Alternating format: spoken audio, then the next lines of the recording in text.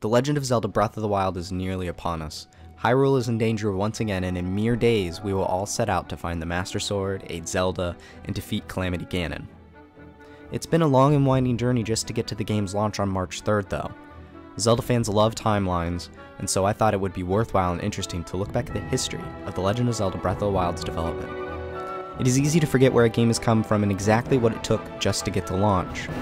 Breath of the Wild promises to be the largest Zelda game to date, so let's take a look back and see how Nintendo's foray into open-world game design came to be.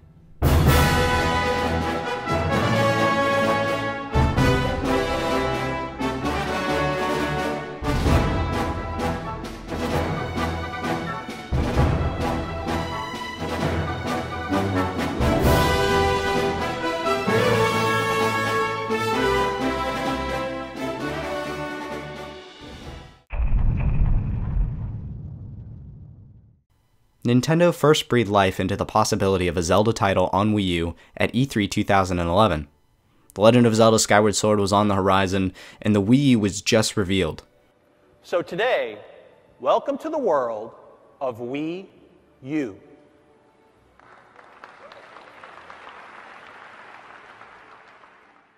The impending launch of Skyward Sword didn't stop them from showing off proof of concept footage showing Zelda in HD for the first time.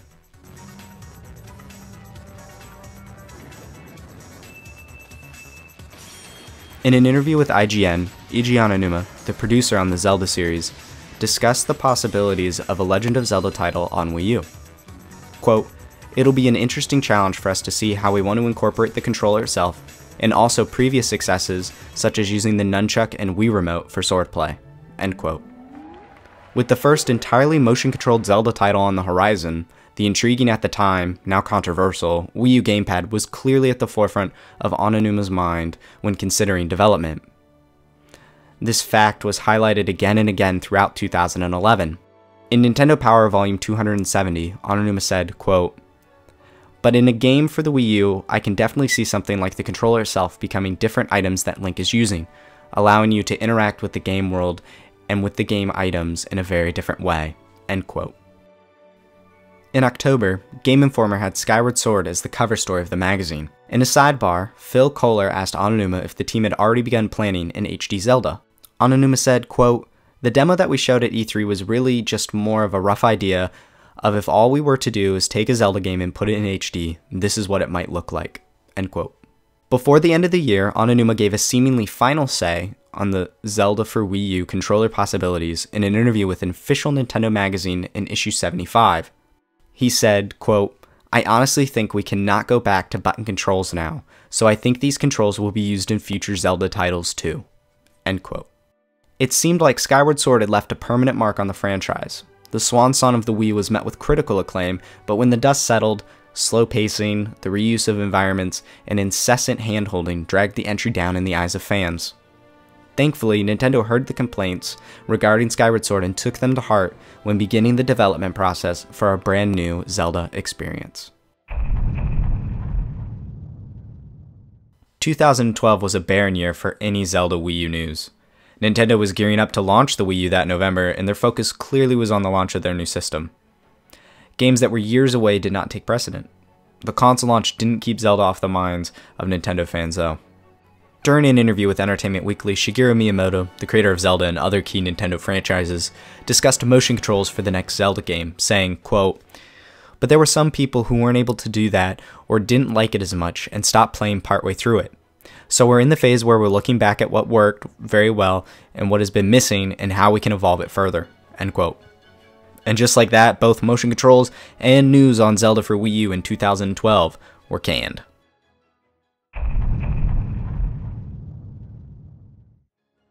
Nintendo hosted a Wii U-focused Direct in late January. As a sweet surprise and a promise for the future of the system, Nintendo formally announced a brand new Zelda title in development for the Wii U. No name was given or even a screenshot shown. Instead, Aonuma took over the Direct and shared the vision and mission behind the next installment. The remainder of 2013 was nearly as barren as 2012. Aonuma had a couple of interviews, most notably one with Mashable, where he said fans could expect more news about Zelda on Wii U at E3 2014.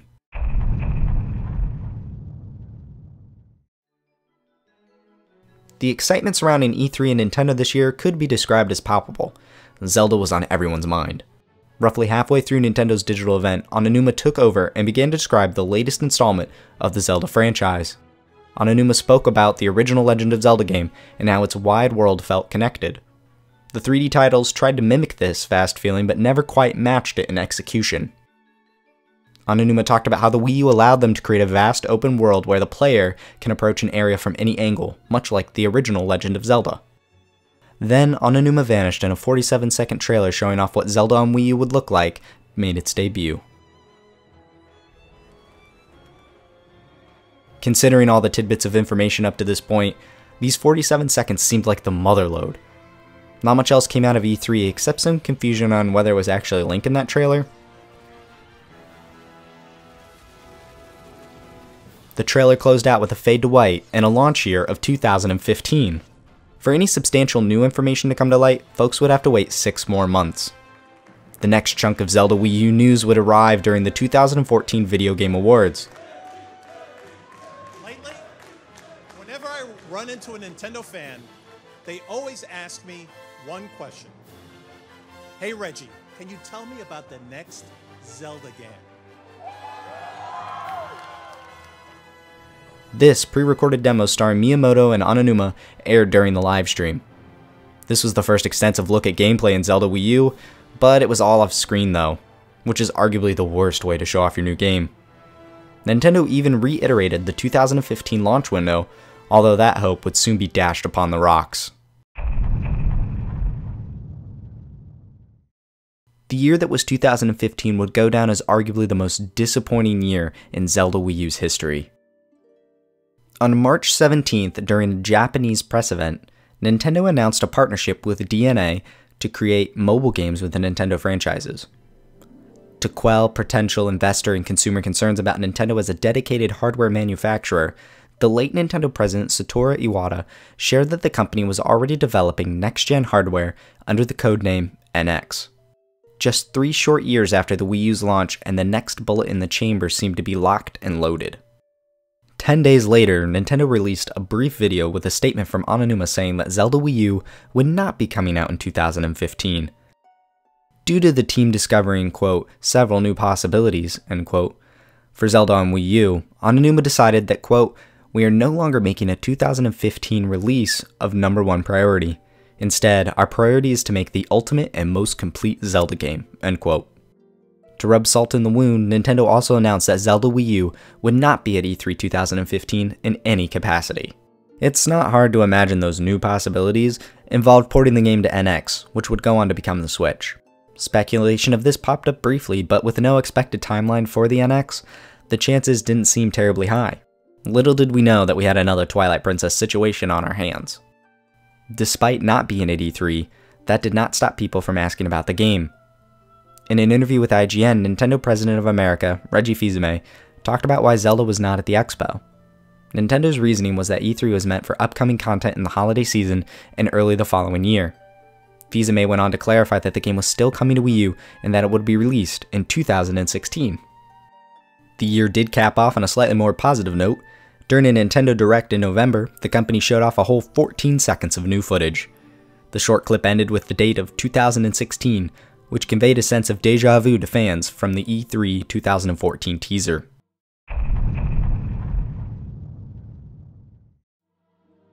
"2016 was supposed to be the year for Zelda, and in many ways, it was. Nintendo went all in showing the world the new Zelda game in a way that felt like a heartfelt apology for stringing fans along this game's development cycle up to this point. Before the healing could begin though, heartbreak struck one more time. On April 27th, Nintendo of America tweeted out this bittersweet news.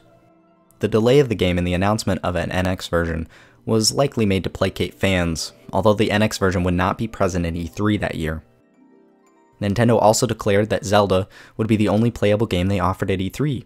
Zelda being the sole focus of E3 for Nintendo is equally bold and revealing for the Japanese company. Bold in the confidence of the game, revealing for how little the Wii U had left of prominence from the developer. June 14th was Nintendo's big day and it had finally arrived. The dam on Zelda news was cracking and ready to burst. Nintendo opened their day-long live stream with a brand new trailer. The trailer showed off a variety of landscapes, linking combat, new outfits, and open-world voice acting, and the title, The Legend of Zelda: Breath of the Wild. The flood of information was overwhelming. I actually wrote an in-depth preview of the game over on my blog, Go Left Gaming. Post E3, the drip of Zelda news wasn't constant, but Nintendo didn't clamp their mouth shut either. An update to the game's website showed how Nintendo was going back to the original Legend of Zelda, which is something Aonuma talked about at E3 2014. October came and Nintendo finally revealed the long-awaited NX as the Nintendo Switch. Boasting portable features, the Switch concept trailer opened with a player taking Breath of the Wild on the go. A fully featured 3D Zelda on the go could be considered the dream. As 2016 was winding down, the rumor mill began churning out release date rumors. The most notable was that Breath of the Wild would not be a launch game for the Switch, which was known to be launching in March 2017 at the time. Nintendo never claimed Breath of the Wild would launch the same day as the Switch, but fans were hopeful for a day one launch. Breath of the Wild popped its head back out in December for a reappearance at the 2016 Video Game Awards, with not one, but two special looks at the game. During the pre-show, a new trailer showing off life in Hyrule played, while during the show, a Let's Play from a Nintendo aired. It's important to note that both of these clips represented the Wii U version of the game. 6 days later, Reggie Fils-Aimé and Shigeru Miyamoto appeared on The Tonight Show. Showing off Super Mario Run, Reggie also brought a Nintendo Switch to the show. For the first time ever, somebody not employed by Nintendo got to use the Switch. All of these positive new bits were a positive way to cap off the 30th anniversary of Zelda.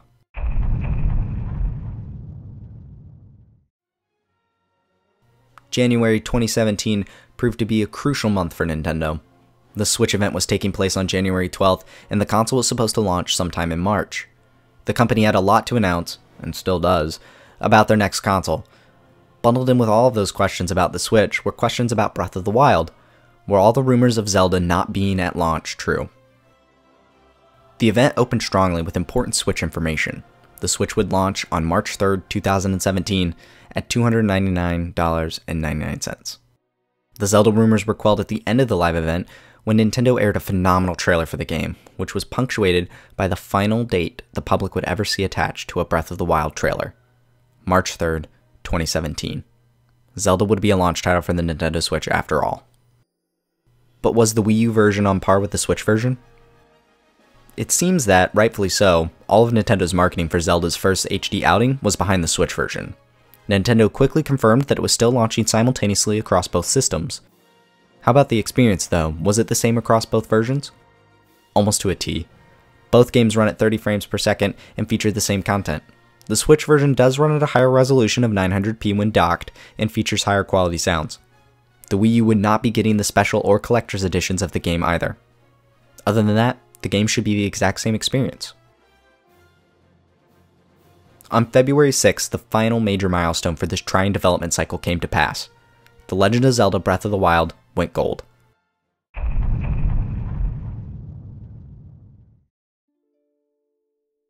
The end of the Wii U is upon us. The Legend of Zelda: Breath of the Wild will be the Wii U's swan song.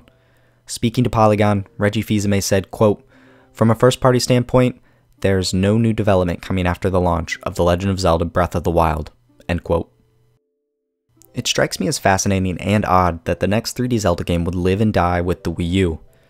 While the game itself breathed its first breath on Wii U, the system itself will breathe its last with the launch of the game. Of course, the Zelda franchise has lived on during this development cycle, with Wind Waker and Twilight Princess being ported to Wii U in HD. The Legend of Zelda: Link Between Worlds and The Legend of Zelda Triforce Heroes launched on 3DS.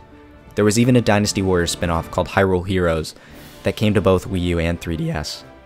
All of these titles released during the development of Breath of the Wild. The game itself does have a fresh start on Switch, which is a fresh start unto itself as well. During a quirky, fun rapid-fire interview with Game Informer, Ben Reeves asked Miyamoto and Aonuma which Zelda game was the toughest to develop. Aonuma looked right at Reeves and said plainly, Breath of the Wild. Looking back on this development cycle, I wholeheartedly believe him. Delaying the game 2 years after its intended launch window, adding development for a whole new platform in the middle, Iwata passing away, and a failing home console are all wrapped up into the history of this game. This new title may just be Nintendo's biggest experiment with the franchise since its 3D debut in 1998. The hype is palpable. It has taken 5 years, 8 months, and 25 days to get to launch. From Nintendo planting the seeds of hope for an HD Zelda game before the launch of Skyward Sword, the company and the franchise have ebbed and flowed like the steady breathing of a person in a deep sleep. On March 3rd, we can all finally awake from our slumber and heed Zelda's call to explore and save a vast new Hyrule. Open your eyes.